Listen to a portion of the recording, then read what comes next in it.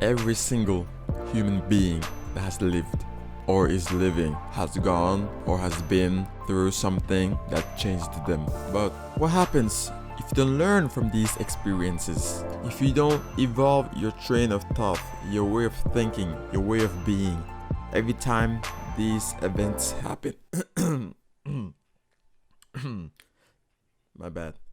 When these events pop up in your life, are you mature enough to take action before it's too late? And don't get me wrong, I'm talking about mentally mature, not physically. Because nowadays there are so many men that are grown but have not developed a fully psychological grown mind. And when your mind is not in the process of developing by reading or finding out or doing research, you end up stagnating your mental growth, and then you will never be able to see these events that are life-changing, these opportunities that you just need to take, these moments that you need to decide. And that's why I'm going to talk about complicit masculinity and subordinate masculinity. Yeah, let's get the video going. Okay, check it out.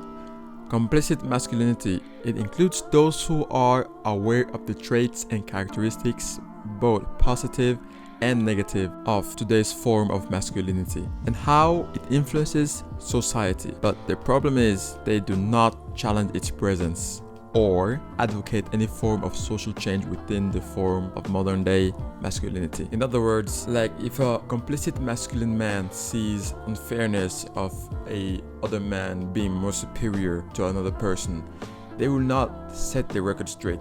They will not stop the other person from misusing their dominance. They will rather go with the person than against the person. Let me put up a scenario for you. Let's say he's working in the office, right? And then he sees another male misusing his dominance over another person, female or male. Instead of standing up as a man and say, hey, stop that, that's not right, and showing justice and righteousness, he would rather avoid the situation, especially if the person has higher position than himself. And what I find personally sad about complicit masculinity is that if you talk to this person that have this type of traits of masculinity, they will actually understand and talk to you about what's wrong with the world and men nowadays, or what's good with masculinity, and you can have that flexible conversation with them. But when it comes to actually doing what they talk about, it doesn't happen. It stops there. And that's what I feel like is sad about being a complicit masculine man. And the problem with being that type of person nowadays is slowly but surely tears you apart, seeing unfairness but you want to be good.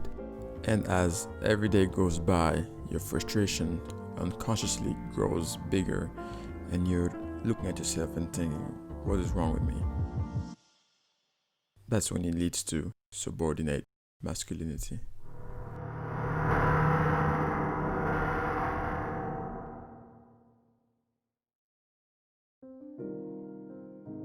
Subordinate masculinity. It refers to those boys and men who evidently fail to achieve or live up to the dominant notion and expectation of what it is to be the ideal man. Don't get me wrong, nowadays many people are subordinates, but the thing is, if you feel like a subordinate psychologically, you always feel like somebody is over you, controlling you. And that's what subordinate masculinity is about. These men and boys feel like they have lost control over their masculine energy. These are men that have been denied too many times. Nothing goes like they wanted to, and they end up feeling like subordinate of everybody and everything.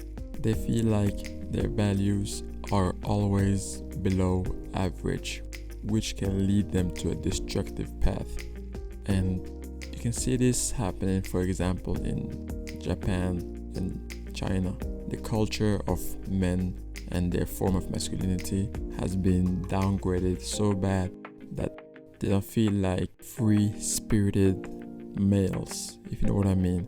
Of course, not everybody in China is stuck on this category, and this is just a social construct. It doesn't mean It's reality, just a simple version of how you can view men in this category. I will in the future try to show my personal belief of solutions to these form of masculinity, so everybody can change and everybody will change eventually. But I just want to help people understand that masculinity is not like ABC and simplified. It's more complicated than that. But remember, it's a social construct. It can always be changed. We just have to help each other do it. Yeah.